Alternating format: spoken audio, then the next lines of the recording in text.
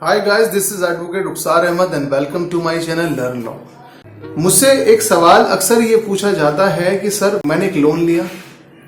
उस लोन की मैं ईएमआई नहीं पे कर पाया, जिस एड्रेस पर रहते वक्त मैंने ये लोन लिया था अब मैं उस एड्रेस पर नहीं रहता हूँ, मैंने अपना एड्रेस चेंज कर लिया है और मैं किसी और एड्रेस पर अब रह रहा हूँ और मेरी क्षमता नहीं है लोन चुकाने की। अब मेरे साथ कानूनी तौर पर क्या होगा, मुझे ये बताइए। यहां पर मैं आपको ये बताता चलूं कि हम यहां पर बात अनसिक्योर्ड लोन्स की कर रहे हैं, पर्सनल लोन की कर रहे हैं, क्योंकि सिक्योर्ड लोन के अंदर ऑलरेडी बैंक के पास आपकी कोई ना कोई ऐसी वैल्यूएबल चीज होती है जो बेचकर वो अपने पैसे की रिकवरी कर सकते हैं। ऐसी सिचुएशन में अगर आप अपना एड्रेस चेंज कर भी देते हैं तो बैंक को बहुत ज्यादा फर्क नहीं पड़ता है, वो आपकी प्रॉपर्टी को बेचकर, आपके व्हीकल को बेचकर वो अपने पैसे को रिकवर कर लेगा। यहां पर हम बात कर रहे हैं पर्सनल लोन की। मान लो आपने 5 लाख रुपए लिए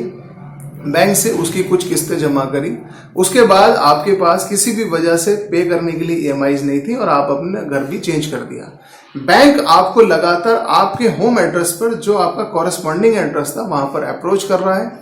वो आपको वहां पर लीगल नोटिस भेज रहा है, वो आपको वहां पर कोर्ट का नोटिस भेज रहा है और वो वहां पर आपके रिकवरी एजेंट्स को भी भेज रहे हैं, लेकिन आप बार बार जाने पर भी वहां नहीं मिल रहे हैं।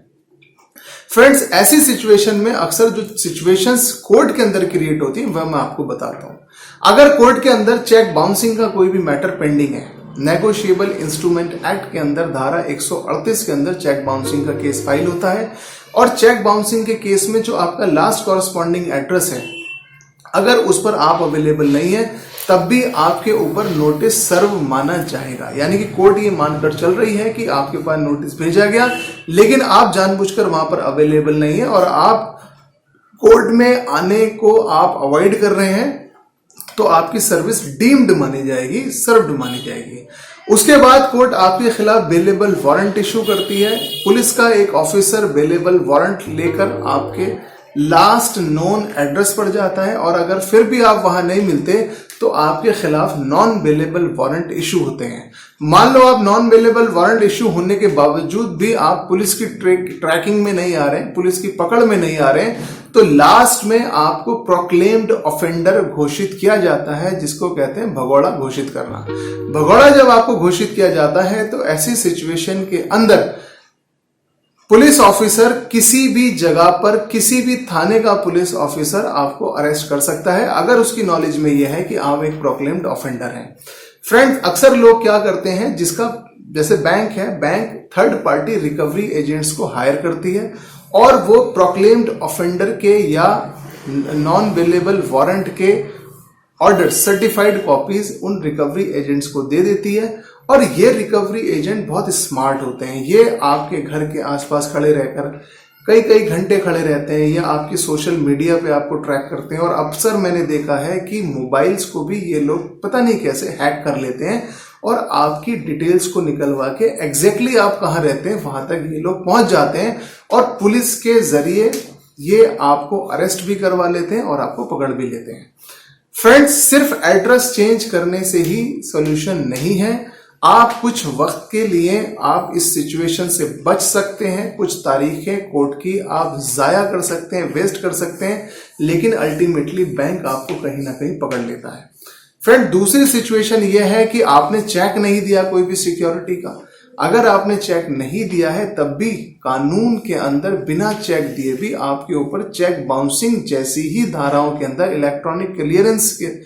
भी, आपकी जो ईसीएस आपका बैंक के थ्रू कटता है, अगर वो भी बाउंस हो रहा है तो उसमें भी आपके खिलाफ जो प्रोसीजर चेक बाउंस के केसेस में होता है वो आपके खिलाफ चलाया जा सकता है।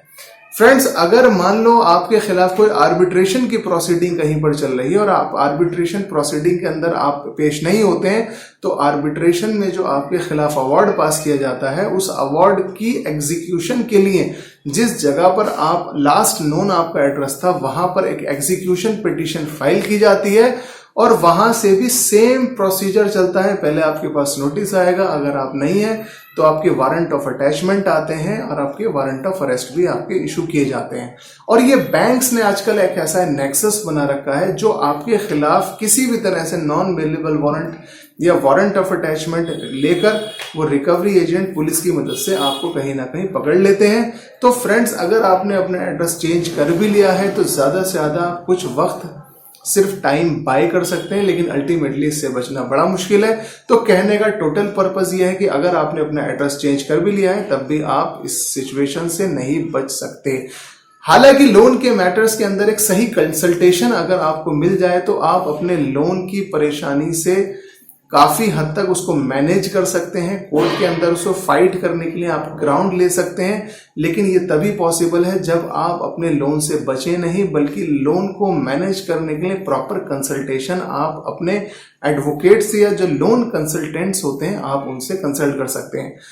किसी भी मैटर के अंदर आप भी अगर फंस चुके हैं तो आप भी मुझे इनबॉक्स में लिख सकते हैं, जिसका मैं आपको टाइमली रिप्लाई करने की कोशिश करूंगा। और लास्ट में आपसे मेरी गुजारिश है कि अगर आपको मेरा वीडियो अच्छा लगा हो तो प्लीज इसे लाइक करें, शेयर करें और मेरे चैनल को सब्सक्राइब करें। Thank you.